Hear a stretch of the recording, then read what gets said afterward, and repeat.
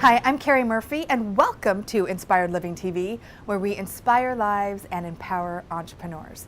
And I don't know about you, but I don't know of one woman out there who does not swoon a little at the sight of a big, beautiful diamond. But are diamonds really a girl's best friend? What is it costing us to really wear that beautiful bling? Well, today I am sitting down with founder and CEO of MiaDonna and the greener diamond, the beautiful and very compassionate Anna-Mieke Anderson. Anna-Mieke.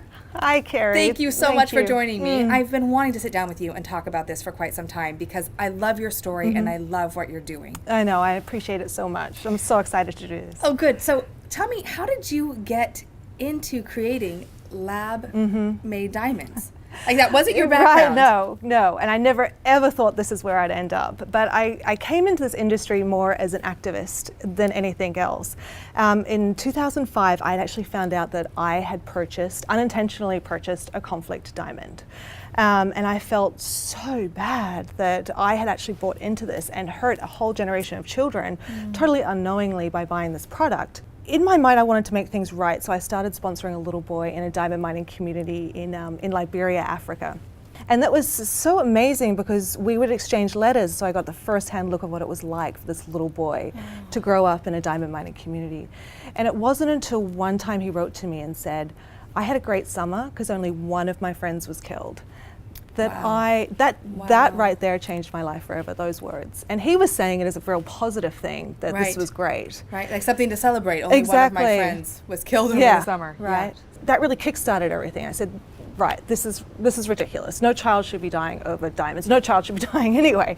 But over a luxury product that most women don't know they're buying into and hurting children. Okay, so let's talk about that. I do feel like, when it comes to diamonds, it is one of those things that we look at, we admire, we want, like they create a level of scarcity in the marketplace. Correct. And even though we've seen movies like Blood Diamond, we know that there are conflict diamonds out there. It's not something that we're really aware of because probably people don't want us to be. Exactly. I mean, the diamond industry is a century-old marketing plan that is the most amazing marketing plan, I think, that has ever existed. And diamonds are absolutely stunning and beautiful, and they serve a purpose, but at what cost? Right. And how did you know, Anna-Mieke, that you had a conflict diamond? I mean, how would we know? Exactly. Unfortunately, you can't really know. Only about 1 in 9 diamonds can be traced back to its original source. But in 2005, which was right when the conflict diamond wars were officially ending in Africa, and then I went to my certificate and looked at my certificate, and at the bottom it says assumed origin, because they can't tell you exactly where it is, but it was blank. So then I went back to the place I had purchased it, and they could have cared less. They didn't want anything to do with it. I'd purchased the diamond. No, sorry, we don't want to talk to you anymore. Right, sure. Yeah, that's not part of the marketing plan. No, exactly. But I felt like I was educating them. A lot of them had no idea what a conflict diamond was. I mean, this was before the movie Blood Diamond came out. So it was very new to everyone. And I feel like that goes with all products. Back 10, 15 years ago, no one really asked about where their products were made. And I do love that we are becoming more of a conscious society. We are asking questions, we're doing more research. Do you feel like we're starting to peel back the diamond industry a little bit? Are we becoming more conscious consumers? Absolutely. Consumers are definitely more aware of where their products come from, and they want more value in their products too. It's not all about price and marketing anymore. Right. It's does this product match my values? Yeah. And it is so amazing because when I work with entrepreneurs, it's really about the story of their products, and I feel like when people understand the story behind their diamonds, the story behind MiaDonna, and what you're able to create and the value it brings into your life, we make such different decisions. Absolutely. So tell me about the lab-generated diamond. It's come a long way. People say all the time, there's no way it can be the same, as a mine. Absolutely diamond. It is. Absolutely it is. We're actually just now mimicking the natural environment in which a diamond grows in the earth, but we're doing it in a modern day lab environment. But back in 2005, when they were not taking me seriously and I wanted to know more about conflict diamonds, I couldn't find any information. I had to dig really, really deep. And so then I found out, after all my research, there was really no such thing as a conflict-free diamond if it came out of the earth. Because not that there was any humanitarian regulations to stop anyone from being hurt from mining a diamond, there was no environmental regulations either. So diamonds that come out of the earth they were very destructive to humanity and the environment. So then I turned to science and I thought, wow, like, I knew Ferrari were creating diamond to coat their cars because it's chip resistant. Right. And NASA was creating diamond to coat everything that went into space because it was heat resistant. So I thought, why can't we get it into gem quality? And so that's really where everything started. It's like, why can't I create a diamond made in a lab, and then with the profits from selling those totally conflict-free diamonds, we could go back into these diamond mining communities and sponsor more children like this little boy, Pon Pon. And so that was really the start of MiaDonna and the greener diamond. I just love that story so much. And now Pon Pon, you're actually paying for his college in Africa now. So that was, what, 12 years ago now? I don't know. So he's graduated high school now. I've been with him throughout this whole time. Now he's going to college and actually works now for the greener diamond as well in Africa. So he can actually facilitate all the programs and so we're Grassroots. We've got someone on the ground. Oh, that is so beautiful. Yeah. Tell us a little bit about the greener diamond. What is that? So the Greener Diamond is the charity foundation for MiaDonna. So MiaDonna sells the conflict-free fine jewelry made with lab-grown diamonds. And then with proceeds from those sales, we donate it to our foundation, the Greener Diamond. And then we actually develop our own projects. We don't go to any other charity foundations or any other government systems because we find we don't have much an impact when we do that. We lose a majority of the money. So we're actually working with the locals in Liberia and Sierra Leone, and now we're moving on to the DRC. I sit down with the locals and say, okay, what is going on? What do you need? Because there's been way too much talking in the past and not enough listening. We keep it grassroots, directly from the diamond consumer direct to the diamond miner. Oh, that's amazing, by the way. Thank you. So how often do you go back yourself? I go back every couple of years, and I try to check on the projects every couple of years, so I've got to make sure they're flourishing, of course, before we go back. You mentioned not being taken seriously. I would assume, as a beautiful woman in business, that's something that you probably still come up against on a regular basis. Absolutely. What do you do about that? I feel like I've come to a tipping point where I do have a lot more respect now, but I had to prove myself. I had to go to Africa and see this with my own eyes and actually have, really intimidating and scary experiences for people to take me seriously, which is ridiculous. It shouldn't be that way. Yeah. I mean, I was ridiculed and totally laughed at by wanting to grow diamonds in a lab. People are like, no one's ever going to want that. What are you crazy? And like, for one, we can't do it yet. And for two, no one's going to want to buy that. Fast forward 10 years later. People are buying it. And I mean, you really are a pioneer in this business. And look at it now. Now there's, I'm sure there's lots of competition. You've gone from creating teeny tiny diamonds into a 6-carat. Yes, so the first diamond we could So create beautiful. was a 1/4 of a carat and yellow in color. But now our labs have just grown the largest lab-grown diamond in the USA at 6.28 carats. Oh my gosh! And honestly, I cannot wait till you get a look around the showroom because you cannot tell the difference. Now, of course, we can't tell with our eye, but even if you take it to get appraised. Well, there is no difference. There is no difference. We are crystallizing carbon, exactly what the Earth does. So even when we do open our chambers of heat and pressure, we don't know exactly what we're going to find. It's like if we got this out of the Earth, we don't know what nature has created for us. Right. I just want to make sure that everyone gets that there really is no difference, that we're recreating the environment. Absolutely. Right? They're created in the ground, and yet they're conflict-free, they're less expensive, you're giving back. To me, it just seems like a no-brainer. Yeah. I try to explain it to people, it's kind of like getting ice from your freezer. Instead of getting ice from a glacier, you're making your ice in your controlled modern-day lab environment. That's a great example. Exactly. Yeah. I mean, frozen water, whether you get it from a freezer or a glacier, is still frozen H2O. Yeah. Good example. Good example. Okay, so you didn't grow up in the diamond business. You had this idea. You've created this incredible brand, Anna-Mieke. Like, I've known you now for quite a few years, and it's been so fun to see it grow and expand. And I would not buy any other diamond myself. And when I do, you know who I'm coming to. But I think, again, being a beautiful woman in business, not only are we judged, there's a lot of assumptions that are made. And I mean, just getting to know your story a little bit, I was really blown away at your story. Can you share with us a little bit about your upbringing? Sure. And so you were born in Australia, is that correct? So I'm hearing that beautiful accent, so. It's a little bit of everything these days. So I was actually born in New Zealand, but when I was 2, my family, my dad and my mum and dad and my brother moved to Sydney, Australia. So I do consider myself a bit more Australian, yes, exactly. And when people find out where I've come from, I mean, I wasn't born into the diamond industry, which majority of people are born into the diamond industry if you run a diamond store. And I don't have this great, fantastic upbringing that people probably assume I have. So when I was very little, it was just my mother and I for a very long time. And she battled cancer for since I was born, pretty much. Wow. And it was just the two of you? It was just the two of us. The last time she got cancer was, I was about 12 years old, and it was just her and I. So I had to be her sole caregiver for about 3 years. No, okay, wait. So you were her sole caregiver. So how did you go to school and take care of her? I missed a lot of school. I was always juggling her doctor's appointments. And again, I was 12 years old. I have a 12-year-old now. It's like, wow. Wow. Like, my son can't even make coffee. Like, what am I doing? Right. Yeah, so I would actually go to her doctor's appointments with her and sit with her and talk to doctors and make different decisions for her and make sure everything was okay. And that went on for 3 years, and I did try to keep up at school, but I missed a lot. By the time my mother actually passed away when I was 16, after a brutal, brutal battle with cancer.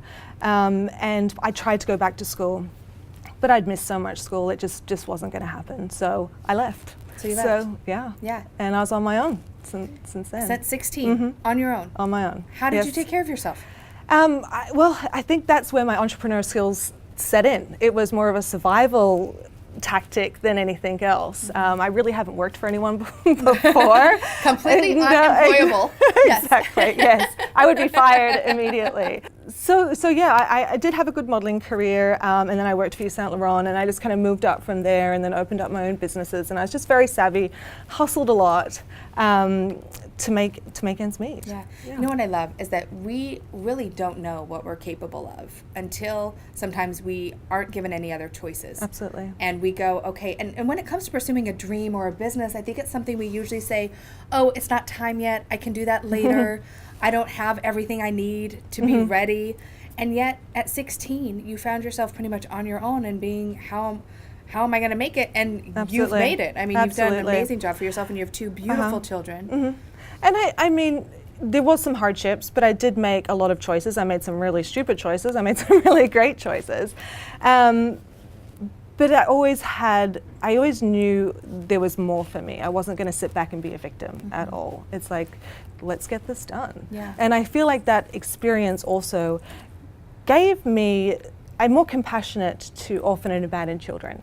Now I can look back at everything that happened in my life and say, ooh, now I know why that happened. Yeah. That has now made me a pro at this coming around this time.